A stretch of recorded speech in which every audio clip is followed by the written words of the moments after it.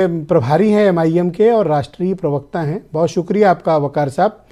ये मैं देख रहा हूँ और महसूस कर रहा हूँ कि पश्चिम बंगाल से लेकर बिहार, उत्तर प्रदेश, दिल्ली, पंजाब, इन सब जगहों पर इंडिया अलायंस में मतभेद सीटों के बंटवारे पर सार्वजनिक हो रहे हैं।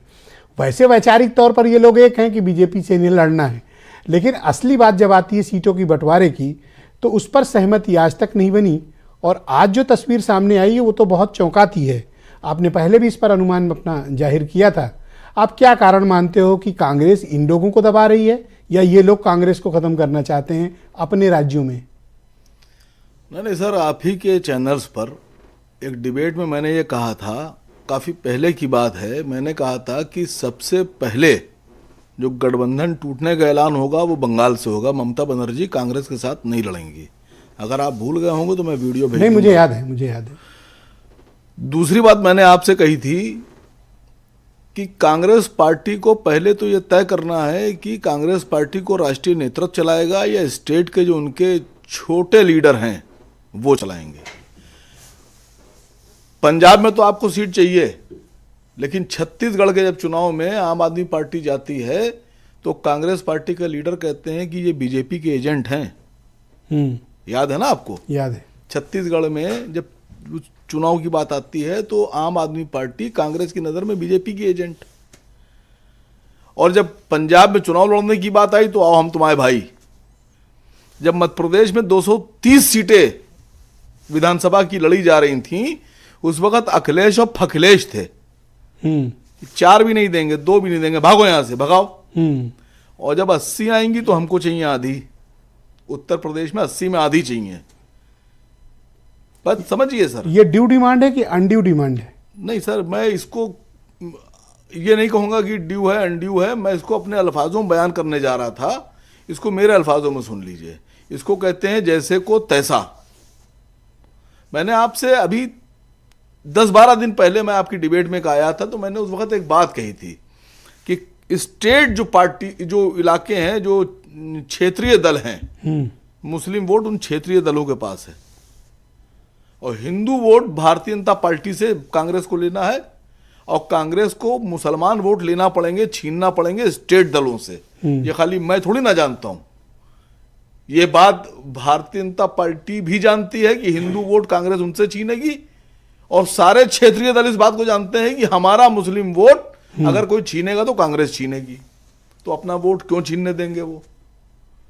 भाई मैं टीएमसी की बात कर रहा हूं, मैं बंगाल में प्रभारी रहा 2 साल तक। जो मैंने ममता बनर्जी जी को रीड किया है वो बहुत स्ट्रांग लीडिंग है और उनके फैसले भी बहुत स्ट्रांग होते हैं। जो मैंने वहां महसूस किया कि वहां जो टीएमसी की लड़ाई है वो सबसे पहला प्लेटफॉर्म जो लड़ाई का है वो है कम्युनिस्ट पार्टी। कम्युनिस्ट पार्टी को किसी कीमत पर टीएमसी नहीं खड़े होने देगी। वो लेटे हुए हैं मृत्युशैया पर, उनको वहीं टीएमसी चाहेगी खत्म हो जाए। और कांग्रेस पूरी ताकत लगा रही है। अधीर रंजन चौधरी जितना उनका वजन है वो उससे दुगना ताकत लगाए दे रहे हैं कि सीपीएम खड़ी हो जाए, सीपीएम खड़ी हो जाए। ममता बनर्जी कोई बेवकूफ तो नहीं है। हाँ, ठीक बात है। उनको ये पता है कि अधीर रंजन चौधरी कांग्रेस से ज्यादा जिंदा करना चाहते हैं सीपीएम को। सीपीएम जिंदा होगी मतलब टीएमसी खत्म होगी।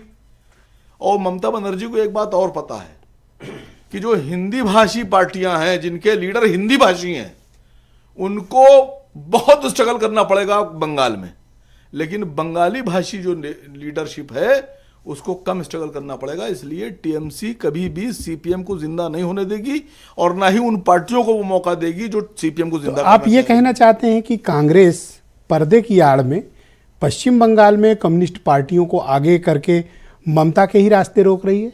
आपने तो खुद ही कह दी ये बात, मैंने थोड़ी विस्तार से कही, आपने बिल्कुल सही सटीक समझा जो मैं कहना चाह रहा था। अब मैं आपसे खाली इतना पूछ रहा हूं कि उत्तर प्रदेश में कांग्रेस एक वहां की क्लैरिटी कर दो, फिर यूपी पे आते हैं। बिल्कुल तो सीट का बंटवारा वहां पर क्या एक भी सीट कांग्रेस को ना मिले, ऐसा स्थिति है? नहीं, देखिए मैं बताऊं आपसे, अधीर रंजन चौधरी मेरी नजर में, मेरा अपना मानना यह है कि अधीर रंजन चौधरी कांग्रेस के लिए गड्ढा खोद रहे हैं। वो कांग्रेस की भलाई के लिए राजनीति नहीं कर रहे हैं। अब कांग्रेस के अंदर इंटरनल क्या राजनीति है मुझे नहीं पता, I am not the part of the Congress. Sir आप तो कांग्रेस को एकदम विलेन की तरह प्रस्तुत कर रहे हो नहीं सर, कि कांग्रेस साजिश कर रही है, सर, अपने कांग्रेस- सहयोगियों नहीं, को खाए जा कांग्रेस से रही तो है, हमारा alliance फलाना गड्ढा है। सर कांग्रेस से तो हमारा एलाई नहीं है, और कांग्रेस हमारे साथ नहीं है ना, हम कांग्रेस के साथ हैं। ओके सर, यूपी वाला बताओ यहाँ क्या प्रॉब्लम नहीं है? नहीं, ये तो मैंने आपसे पहले कह दिया था कि अखिलेश यादव जी कांग्रेस को बहुत सीटें अगर देंगे तो 5, कितनी? 5, इससे ऊपर बहुत अगर दे दी तो बहुत दे दी तो 5, ये उदार मन का मतलब 5 हुआ। 5, वैसे 2 से स्टार्टिंग होगी, 5 मैक्सिमम 5।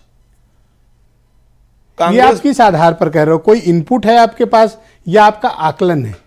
सर मेरे आकलन, मुझे जैसा महसूस होता है कि मेरे आकलन 99.9% सही होते हैं। अभी तक तो कई सही हुए हैं, चलो ये वाला भी देख ले। नहीं, मैं बता रहा हूं आपसे, मैक्सिमम 5, वो भी बहुत रोध होके, इससे ऊपर नहीं देंगे अधिकांश मतलब बहुत मैक्सिमम मिला 5, जी, 5, इससे ऊपर नहीं देंगे। और अगर इतने पे नहीं बनी बात कांग्रेस से तो नहीं तो अकेले लड़ेंगे सब, ओके। अकेले लड़ेंगे, इसके अलावा कोई चांस तो नहीं। अकेले अगर वो लड़ते हैं तो बीजेपी को फायदा होगा या फिर बीजेपी के लिए नुकसान होगा? नहीं, अब इसके बारे में मैं ये भी क्या थोड़ा कहूं? सा क्लैरिटी दो। नहीं, मुझे लगता है कि भारतीय जनता पार्टी को जो फायदा जो भी मिल रहा है, वो ये जो मंदिर का इनॉग्रेशन इन्हें किया है, प्राण प्रतिष्ठा वाला जो प्रोग्राम किया है, इससे मिल रहा है। बाकी भारतीय जनता पार्टी ने कोई भी ऐसा काम नहीं किया जिससे उनको कोई भी धर्म और कोई भी जाति वोट करे। लगे हाथ ये भी बता दो कि अयोध्या का मुद्दा बीजेपी को फायदा देगा या नहीं देगा?